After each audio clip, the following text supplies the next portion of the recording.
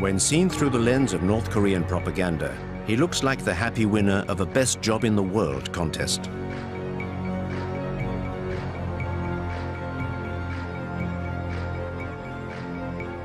Each time he is out in public, he has the air of a man marveling in the discovery of a fabulous country that his parents built just for him. A country where he has a hand in just about everything. Drawing up plans for a new quarter of Pyongyang. Being a lifeguard for the youth of North Korea. Sampling the biscuits which will soon flood the regime's groceries. Overseeing the growth of the chicks on the state farms. And even acting as an advisor to the country's hair salons. Arduous days, but days where he can still find the time to try out the latest rides at the capital's amusement park. These absurd, amusing, but also terrifying images are the only ones we have to help us understand this young man, who is at the controls of a nuclear power. Kim Jong-un does not give interviews, so we have decided to go and meet those who know him best, in an attempt to draw a clear portrait of him.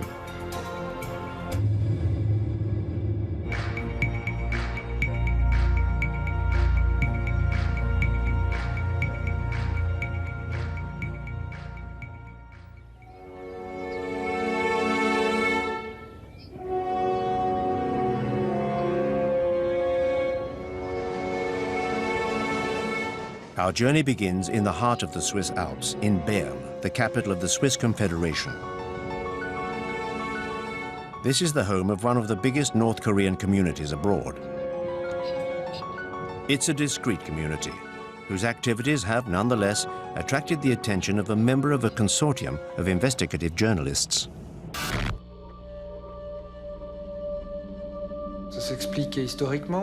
There is a historical explanation. Switzerland is a neutral country, a member of the United Nations in Geneva and other international bodies. And North Koreans have always had access to Switzerland, with its peaceful side and its respect for privacy. Many famous people have sent their children to be educated here in Switzerland. These are probably the reasons that compelled Kim Jong-il to send his children to Switzerland.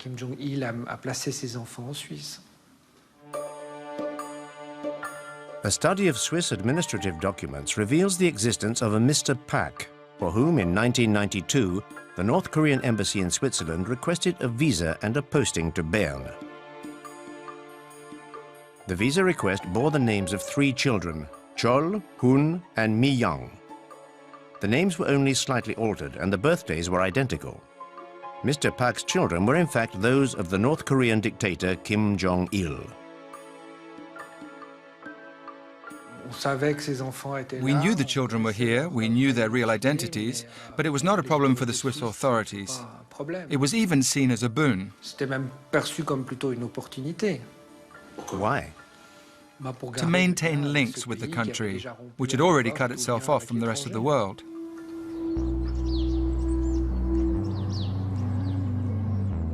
The unusual family spent a year living at the embassy in a residential suburb of Bern. Chol, the eldest, enrolled at a nearby international school for the children of diplomats and businessmen.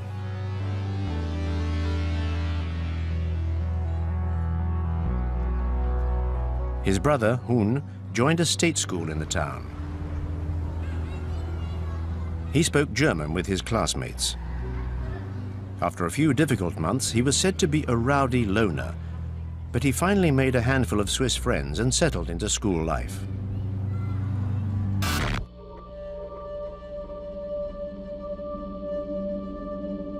The boys' school results weren't bad.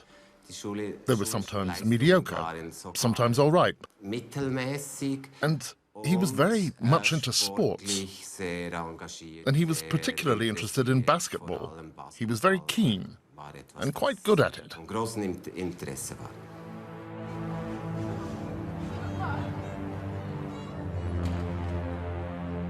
Around this time, the Pak family moved into an ordinary apartment near the school. Visitors were not welcome. But there were photos of the property on the estate agent's website. showing a standard middle-class family home. Living here meant the children could enjoy a free and easy life with their friends. They sometimes had lessons in Swiss democracy at school. They even got to visit the Swiss parliament. And then, yes, he made friends. Some of them even told us that they were invited to his home to play Game Boy, etc. We also know that Kim Jong-un used to play basketball with his neighborhood friends, not necessarily of his own class, pretty much every evening, and that he was a perfectly pleasant kid, like all kids of his age. The pictures we have of Pak Hun are in sharp contrast with the images we have of Kim Jong-un. How can we be certain that this is the same man who spent his entire adolescence in Switzerland? Judicial identification experts compared the two images. Facial spacing, ears, teeth. There seemed to be no possible doubt. Added to which, another clue was unearthed by the Swiss Secret Service. A North Korean woman by the name of Ko Young-hee regularly arrived in Switzerland by private plane. The Swiss agents who tailed her suspected she was smuggling precious metals. But the truth was something else altogether.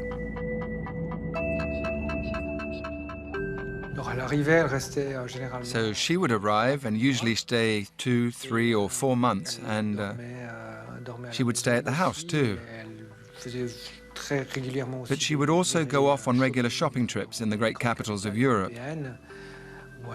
Or there would be big family get-togethers. I was told about a family reunion which took place in a hotel at Interlaken, for instance, where the family rented out a whole wing of the hotel and met up there.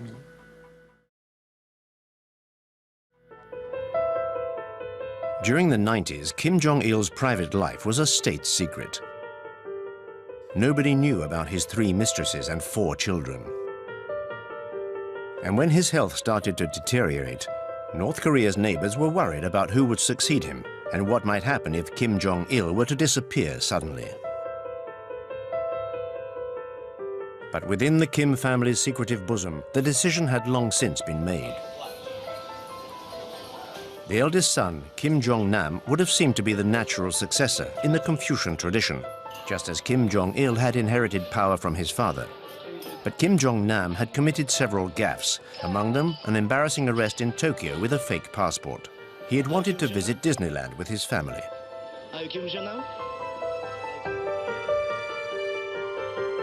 The second son, Kim Jong-chol, educated in Switzerland, was considered too soft, even too feminine by his father. Kim Jong-un may well have been the youngest son, but he was also the son of Kim Jong-il's greatest love, Ko Young-hee. The former dancer would play a significant role in the corridors of power.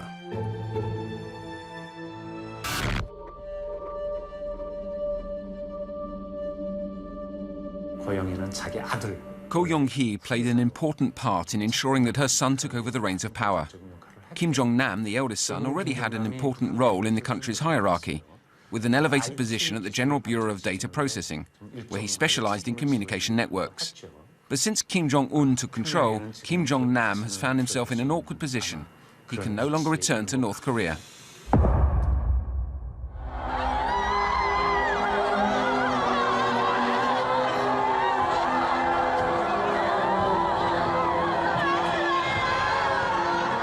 The 17th of December 2011, North Korea was in mourning.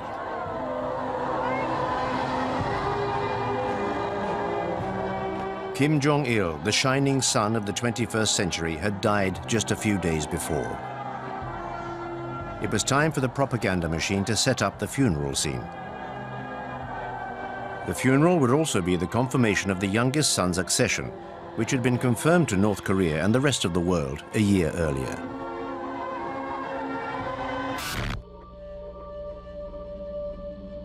Kim Jong-il was ruling the country, or basically had senior position in the country for quite some time before he became the leader, at least 10 years that he was involved. And Kim Jong-un, I think, it all came very suddenly. They did it, the propaganda, they did a bit of going back and sort of trying to create a story about how he was being trained many years in advance. But that wasn't the case at all. I mean, the fact of the matter was that his father had the first stroke, and that's when they started becoming concerned about succession, and then he died quite suddenly. And I think the young fellow was not ready. There was a plan, I think, to have him become the next leader, but I imagine they were thinking 5, 10 years, not 1 year. And so, you know, I think it was very clear from the funeral and everything, you know, the way he looked and the way he was behaving, that he was in shock and not really ready to take over.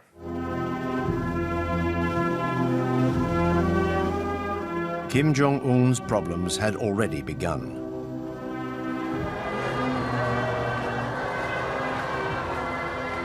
Did the aging generals gathered around his father's coffin see such a young leader in a favorable light? Kim Il-sung, the founder of the nation, staked his claim by leading the anti-Japanese guerrilla army during the Second World War. Kim Jong-il was the regime's second in command for 15 years or so, and then assumed power after 50 years. Kim Jong-un, however, was a mere 26 years old with no experience and no reputation to precede him. So in order to keep his grip on the reins of power, he embarked on a monstrous purge. The regime needed to be represented by a whole new generation. 북한의 worst period를 겪고 Today, Kim Jong-un needs to connect with people who remember the great famine from their childhood. 나라를 이끌어가야 되는 그런 지금 처지에 있죠. I believe it will be harder to maintain solidarity between the elite and the leader than it was for the two previous regimes. 응집력이라고 할까요? 유대 관계가 Things could be rather fraught, and so the power structure will be built on a foundation of differing interests and terror. 그다음에 이제 공포에 의한. You know, I think that there probably is a lot of internal churn there, because what seemed to be clear is that after Kim Jong-un did take power, he was trying to move some of the business concessions and the political power in the military that his father put there, right? His father believed in so-called military-first politics, and move it over to the party, or at least balance out the party and the military. All of the generals that were with Kim Jong-un by the hearse of his father in the funeral procession are all gone. None of them are left. And so very clearly he's wiped out a group and is trying to bring in a new group. The most prominent victim of the purge was just behind him during the funeral. His uncle, Jang Song-taek, married to Kim Jong-il's sister. Since the 70s, this member by marriage of the family had been at the very heart of power. His brothers were powerful generals. He himself had held a number of key posts in the armed forces and the economy. When Kim Jong-il's health first started to become a cause for concern, his name was mentioned as a potential successor, or at least as a regent to the dictator's young son. 2 years after coming to power, Kim Jong-un decided that his apprenticeship was over and had his uncle executed, along with most of his closest relatives. 굉장히 유능하고 For us, Jang Sang-tak was a very competent man. 자기 I worked with him. 부하들 잘 챙기고 He was funny and kind to his subordinates. 업무 He took good care of us and worked hard. 이었죠. Certainly the news of his arrest and then his execution were quite surprising to many of us who study this country. But I think what was the most surprising was the written statement that came out explaining why he had been killed. You know, in the past in North Korea, when these sorts of things happen, they happen very quietly. It's a car accident or it's a sickness, and there's really not much explanation given. But in this case, you know, a very clear explanation, in many ways exposing vulnerabilities inside of North Korea.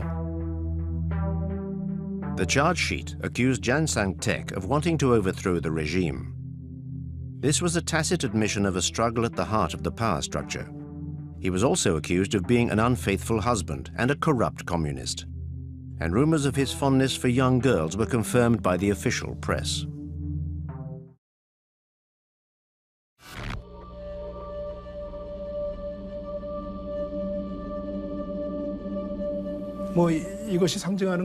Jang Sang-tek's public execution was very damaging for the regime.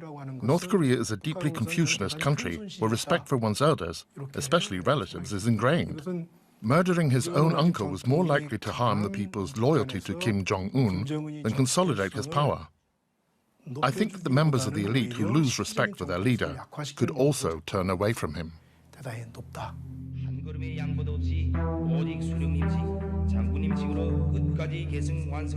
In order for his accession to power to succeed, Kim Jong-un decided to use terror to subdue the regime's old guard.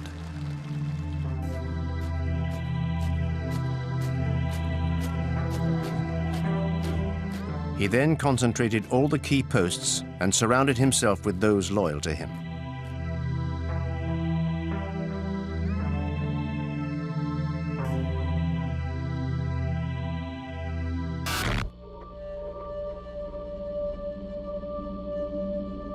I think that Kim Jong-un is in charge. I don't think that there are puppets behind him because I think the system is designed to only have one person in charge. And so, and everybody must demonstrate their personal loyalty to him in order to survive.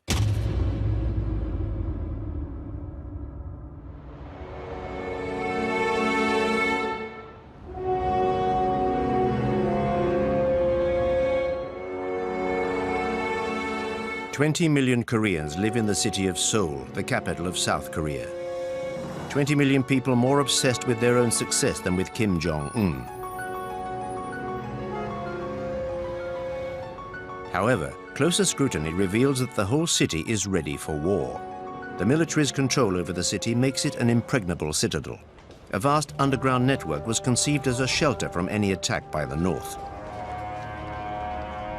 But people no longer notice the gas masks and the emergency rations provided in ever-dwindling numbers in the underground stations. I'm not worried about war. I've done my national service. Their nuclear capacity, on the other hand, that does worry me greatly.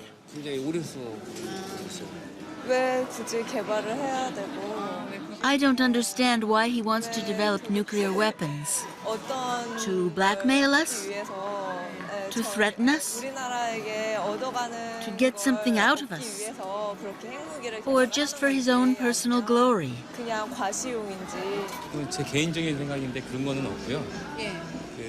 I'm not really afraid of war. Their nuclear threat seems to be their only survival mechanism.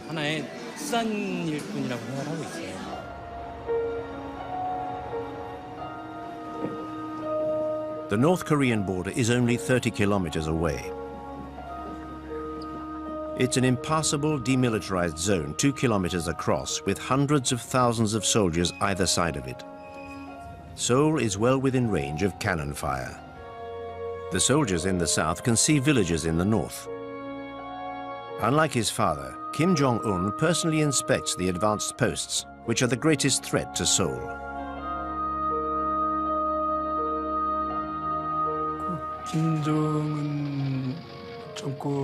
The main difference that was felt in the early days of the Kim Jong-un era was that he seemed much more belligerent and hostile than Kim Jong-il. This was particularly noticeable in his military policy. It was very public. He didn't try to hide it. He stressed the importance of operations designed for a potential confrontation with South Korea. He increasingly put his armed forces on a war footing. This approach was illustrated by the training and exercises that the North Koreans were subjected to.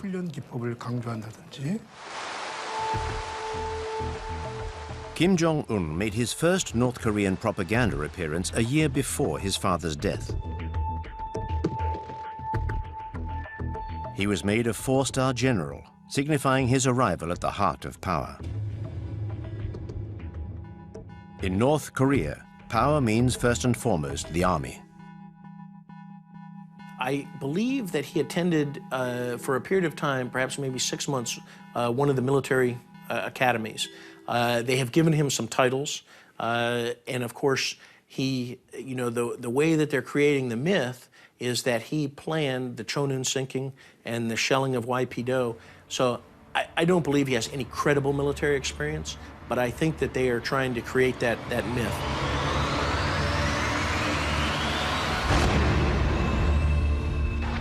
You know, he was given the title as a four-star general in one of the people's assemblies as they were making the transition, but not any experience that we know of. The propaganda says he's an artillery expert, so they try to create a myth around him that shows that he's a great warrior, a great military man.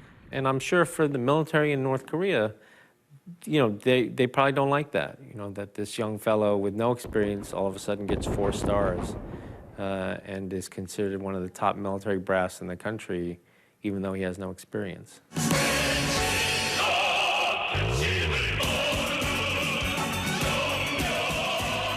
The North Korean army consists of over 1 million men and 6 million reservists. Morale-boosting inspections of all units is a daily obligation for the great leader.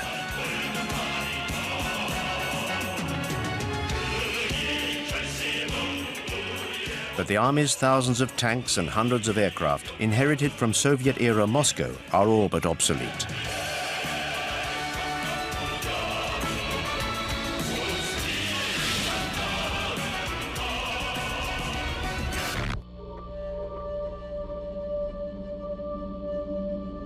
Pyongyang, and so 90 miles, 20 miles to the border with the DMZ, you don't need such conventional, sophisticated weaponry. You need the manpower, the multiple rocket launchers. I mean, within 90 minutes, it could be a disaster. So, and then there's also the asymmetrical side. I mean, we're looking at the military in the conventional sense, with conventional weapons, and then we're saying, oh, the priority's been the missile and the nuclear program. Absolutely.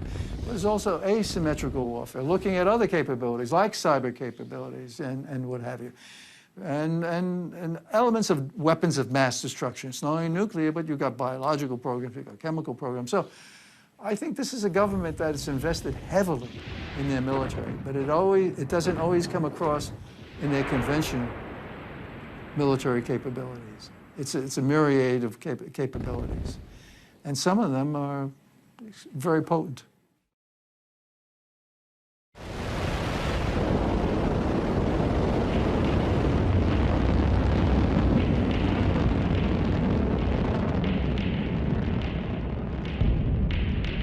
I mean, we all have to care about North Korea.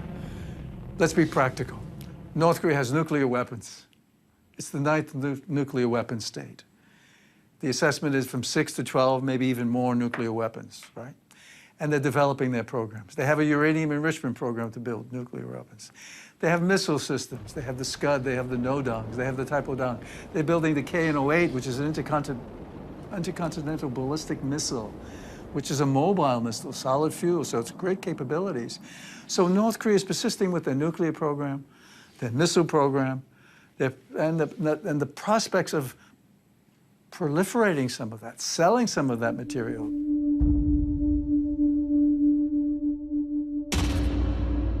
Kim Jong-il's nuclear program was his grand project. But his son decided to carry it on and even to intensify its development. While its conventional arsenal was not up to the job of fighting its enemies, the atomic bomb became a North Korean obsession. Despite international objections, a huge amount of resources was poured into the project. Pyongyang believed that owning the atom bomb was the only way the regime could survive.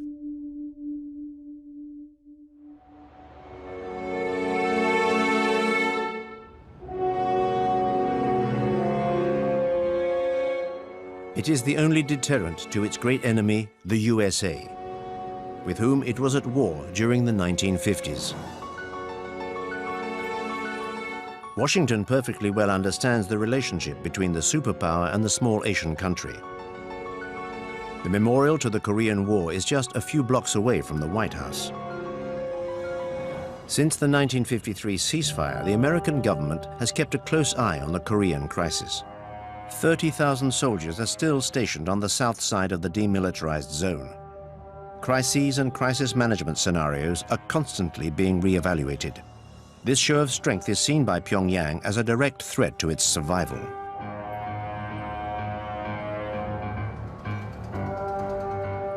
I think that, they fear the Ceausescu end, they fear the Gaddafi end, the Saddam end.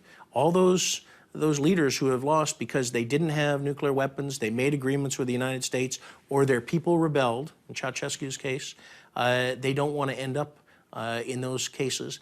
And when they look to South Korea, you know, they don't believe that they will be given you know, a future in South Korea.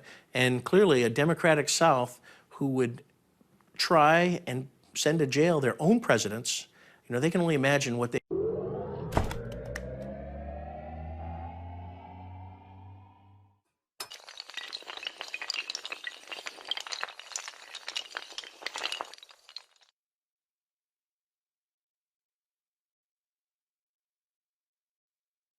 they would do to North Korean, you know, to the regime, given the atrocities and crimes against humanity that they've committed.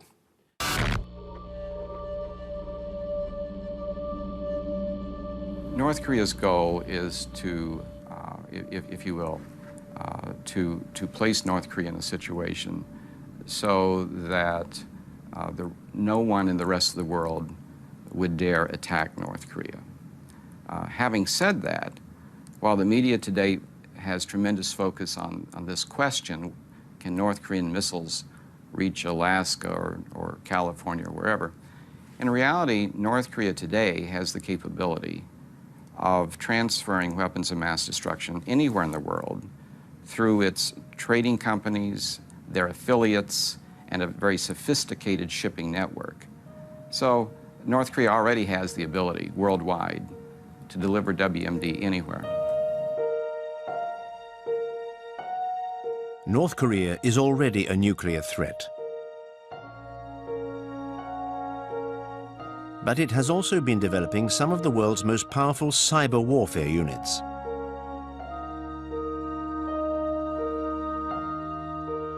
For example, they attacked the South Korean financial system, as well as Sony's film studios in the US, in the wake of a comedy movie which openly mocked Kim Jong-un.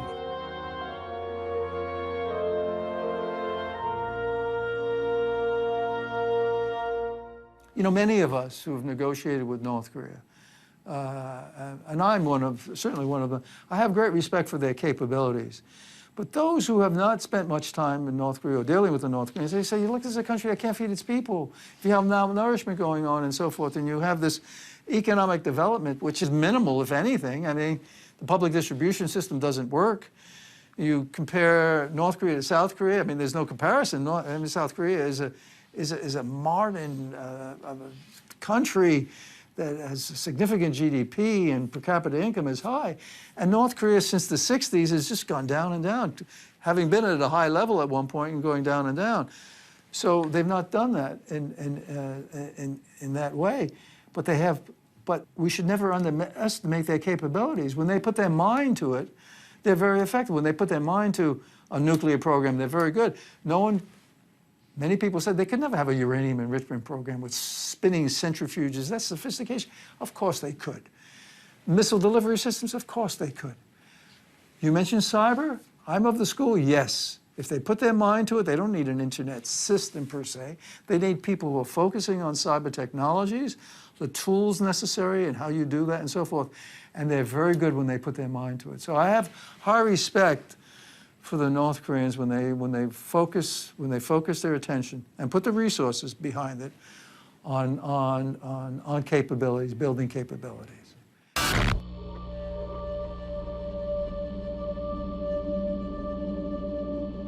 One thing every North Korean leader has understood, and he does as well, I think, if they lower their guard, in their perspective, if they lower their guard, they will be treated by the major powers as the used furniture of history.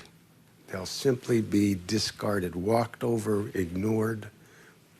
Otherwise, why pay any attention to them? So they have to make sure that people care about them, that people don't see just a dark spot on the map, which is the favorite thing we always show, but understand that this is a real,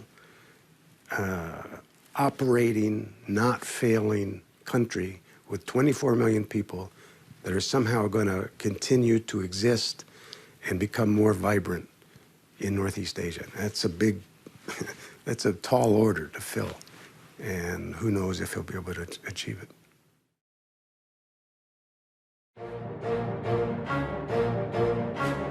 In order to maintain his grip on power, Kim Jong-un decided to fight a war on two fronts. One of these was the preeminence of the army and the apparatus of repression. The young leader spoke openly about the country's poverty.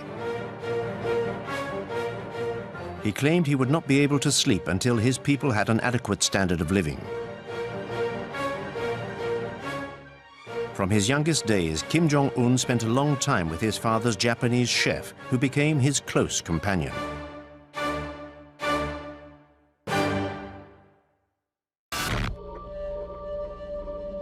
The Japanese chef recalls the future dictator's innermost nocturnal thoughts. I remember one night, we started talking at about 11:10 p.m. When we had finished, I looked at my watch. It was nearly 5 a.m. We spoke of many things. He told me, I've been to Europe, to Asia, to Japan several times. The shops are full of food. But in my country, there's none. Something should be done.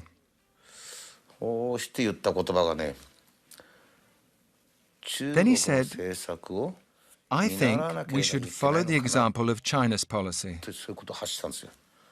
When I heard that, I realized that he was determined to go down the route of economic liberalization and reform.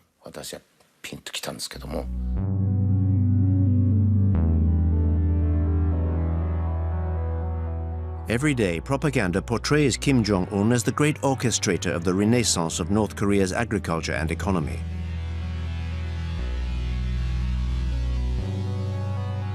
Early results were modest, but the country seemed to have consigned to history the famines which decimated the population during the 90s. You know, in his first speech in April 2012, I got the impression that one of his main goals was to convince his own people and the rest of the world that this was, in one sense, a new North Korea. Many of the things that had happened in the past were of the past.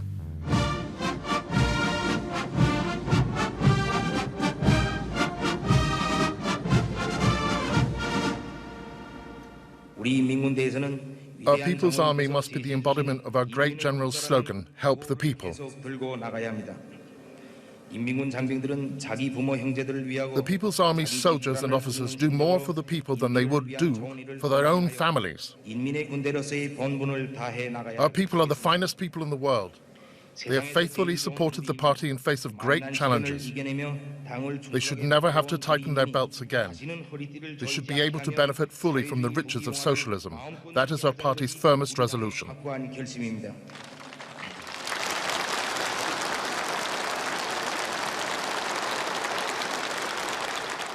His focus is on the future.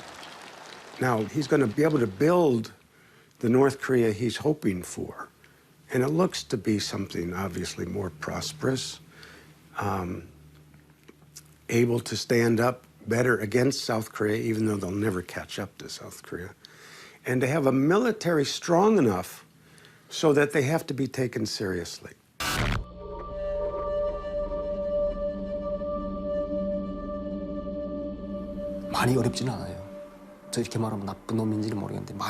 North Koreans do not live in abject poverty like they once did. We no longer have absolute famine.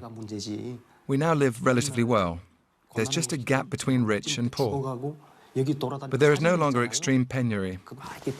You may see awful images of starving North Koreans, but that was 10 to 15 years ago. It isn't the case nowadays. North Korea is churning internally as we speak. There are amazing changes occurring within that country. Kim Jong-un is allowing an unprecedented number of people to leave the country, to learn about the basics of business, to learn about international economics, to learn about how to transition from a controlled economy to a market economy. Now, this is remarkable that he is allowing this sort of situation to occur. North Koreans are now able to go to Singapore to learn about the basics of business. North Koreans go to Hong Kong, they go to Vietnam, As we speak, there are North Koreans in Canada learning about international economics. And at the same time, North Korea is actually allowing a certain number of people, including some from Singapore, to go into North Korea and to discuss the basics of business. So this is a different day, a different world, and it is impossible at this point in time to ascertain what this will mean and what the consequences will be. From what we know anecdotally from people who have been not just in Pyongyang but in the countryside, there are resources being devoted to development. Housing, infrastructure, some extent food, maybe in the agriculture area, it looks as if there's some reforms or changes that are could lead to increased harvest.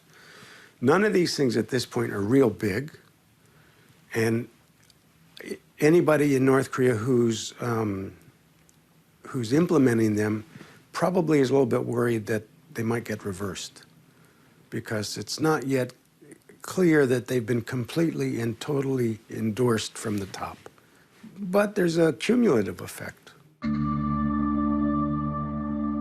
A new economy for a political beast born of the Cold War. Just like when China's Deng Xiaoping opened the country for business while playing father of the nation. But North Korea's psychological control over its people reaches a whole new level, like that of a secretive sect. Will it be able to survive this new openness?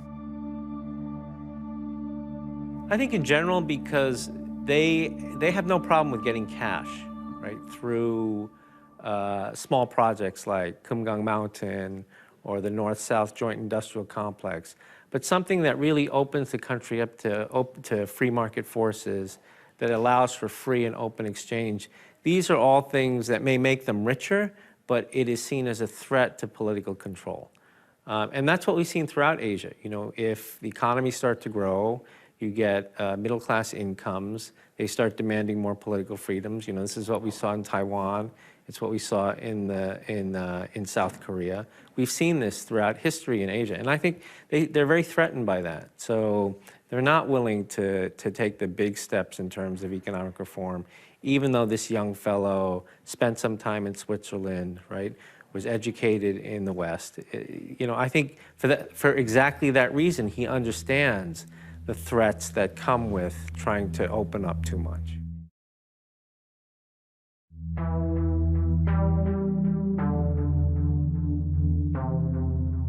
For Kim Jong-un, it's a matter of survival. After the years of poverty of his father's reign, North Koreans need to be given a new sense of hope if the country is going to stay together.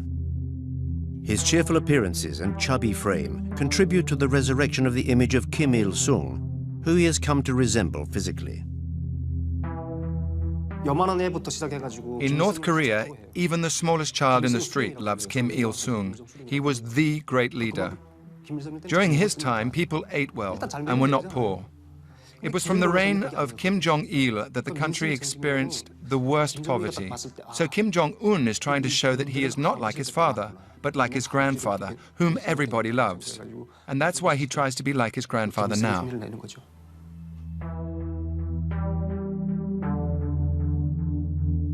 Grandfather Kim Il-sung, the revered founder of North Korea, is still the official eternal president of the country. At times during his reign, its development was faster than that of South Korea, thanks to the unconditional support of the Kremlin.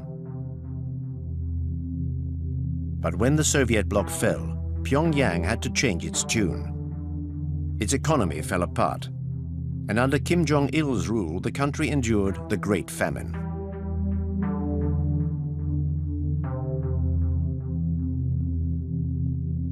By adopting his grandfather's style, Kim Jong-un seeks to recreate the mythical glory years. He wants to make a link between this supposed glorious past and the new generation, brought up during the dark days and now being sent all over the world to learn about economic reforms. A new generation which sees a leader in its own image, who enjoys basketball and theme parks and is happy to mingle with the general population in front of the lenses of the propaganda machine. Whereas Kim Jong-il clearly found it difficult to even shake North Koreans by the hand. It seems to me it's a combination of a very deliberate effort to have him be different from his father, to be more open, at least to appear more open to the people, to mix with them more freely. There's one wonderful episode, at least to me, a couple of them actually. One of them is when he went to one of the newly built apartment houses. And in the process of welcoming this couple, he sits on the floor with them and has his wife sitting beside him like everybody's Korean mother.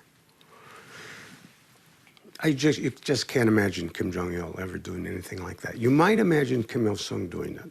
It's possible. The other thing was when Kim Jong-un was on site guidance for a army unit, female army unit. And when he was leaving, he didn't just take a picture with the entire unit. He stood there and the young women came up one at a time, like he was a rock star. They grabbed his arm and had their pictures taken. I was so astounded. I could not imagine that ever happening before.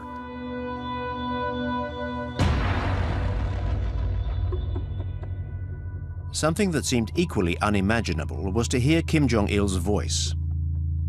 Throughout his reign, the only propaganda put out was either silent films or images. He never spoke in public.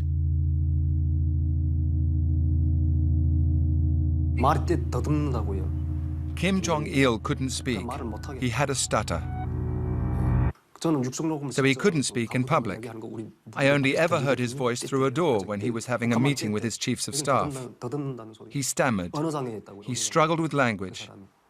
Kim Jong-un, on the other hand, he can talk. Moreover, he talks like his grandfather. He even imitates his voice.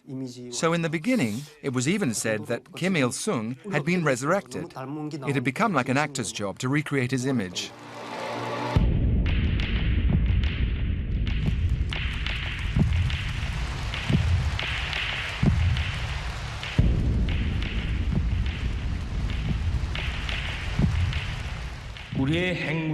Our nuclear capacity is our guarantee of protecting our national sovereignty. It allows us to build peace, prosperity, and power, as well as the happiness of the people.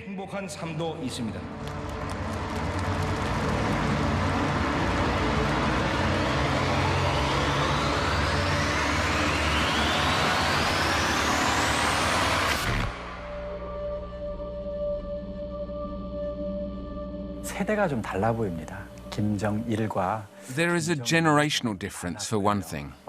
아무래도 외국 유학을 했고 In my eyes, Kim Jong-un and Kim Jong-il have different styles. Kim Jong-un studied abroad, so would have a closer understanding of international criteria. Therefore, he seems more normal than Kim Jong-il, who had too many wives and wanted to keep his family, especially his sons, hidden. Kim Jong-un will not be like his father. So I think he's trying to demonstrate that he has a relatively normal presidential style.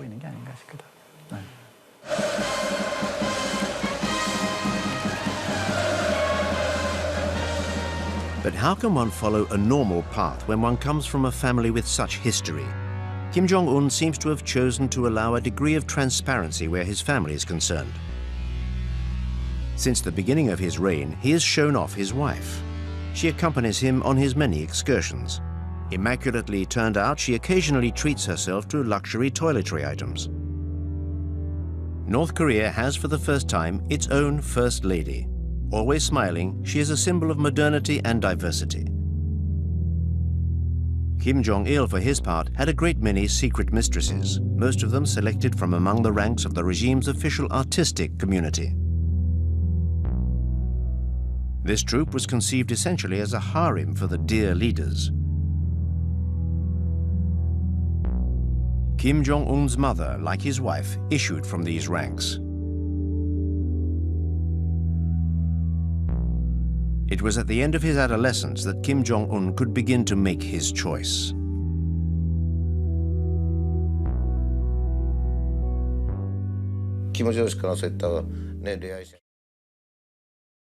Kim Jong-un was never forbidden from going out with girls, but he just wasn't interested. He was just interested in sports.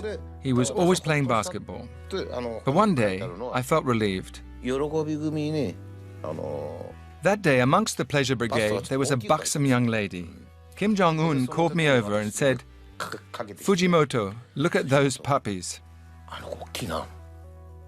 I was so relieved to hear him say that. I told myself, he's a lad, and everything's going to be fine.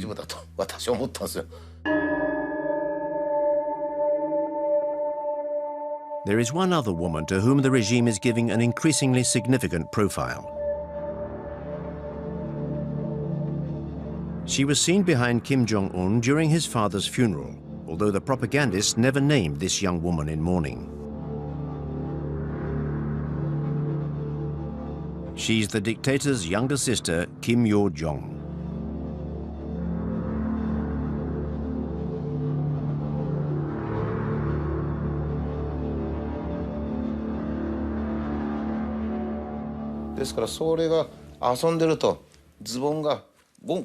When she was playing, and her trousers or her nappies would start to fall down, it was always Kim Jong-un who noticed.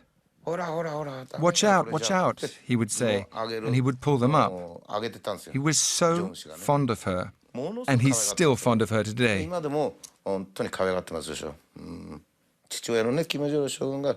Kim Jong-il was equally fond of his little sister. So he's doing exactly what his father did, just the same. What's interesting is the strong women he surrounds himself with. There was a picture of him when he opened one of the fun parks. He's walking, not only got his wife, he had his aunt, Kim Jong-il's sister. He had his father's last consort, who was apparently a very strong woman. I can't remember if there was one or two more. So it's not completely a patriarchal system there, it seems to me. I guess he's listening to women as well. Kim Jong-un is grooming his sister for succession in case any crisis like a health issue should befall the regime.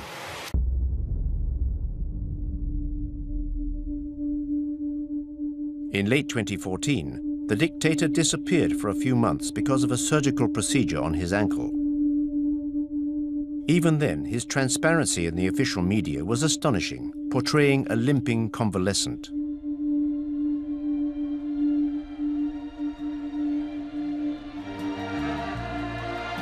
This remarkable contrast with the image of a living god, so commonplace in Korea's daily life, almost seems to embarrass even him. Just like when the soldiers he is visiting seem to be completely irrationally magnetized by his presence.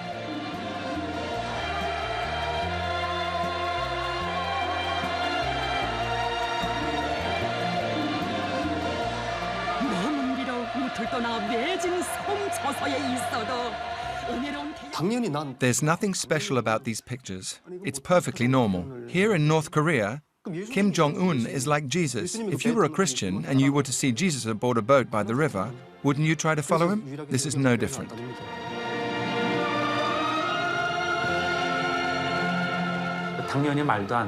Clearly, it's all very far-fetched. The great leader who can make grenades from pine cones, the great leader who can move at supernatural speed, even the weather is linked to his greatness. Every song sings his praises. You can't take it all too seriously. But brainwashing is very dangerous. When people are constantly exposed to songs, videos, and moving or even grandiose stories, they start to believe them. It's what's called mass psychology.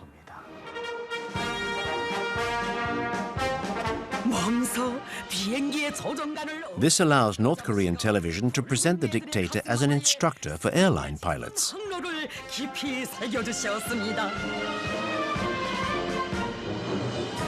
This scenario may appear ridiculous to an expert, but it's part and parcel of the regime's tenor.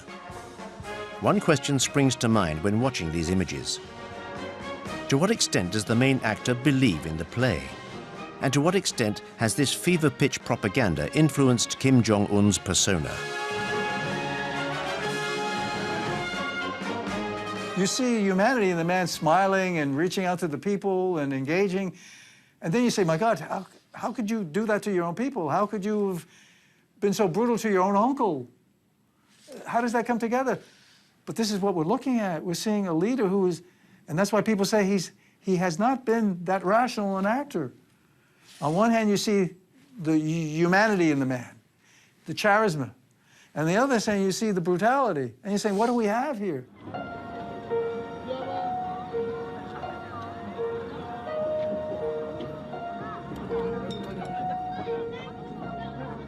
At the frontier between the two Koreas, the sentry posts have become tourist destinations. South Koreans come here for a family outing on Sundays to take a look at these vestiges of the separation between the two countries.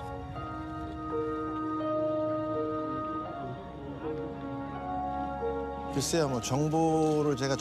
don't know. It's difficult to get any real information about Kim Jong-un, other than what's disseminated by the media.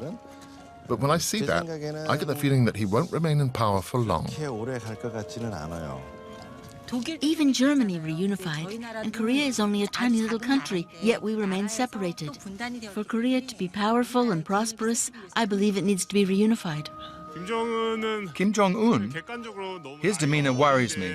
I think he's too young. He comes across as more aggressive and unstable because he's young. I think he's a very dangerous man.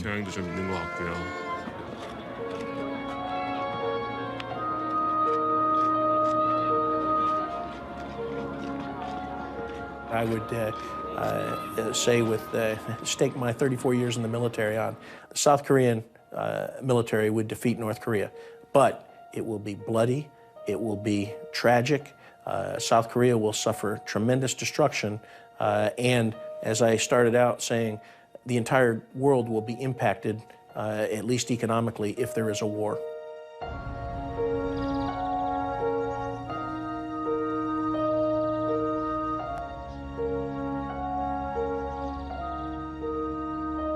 Could this final frontier of the Cold War possibly fall?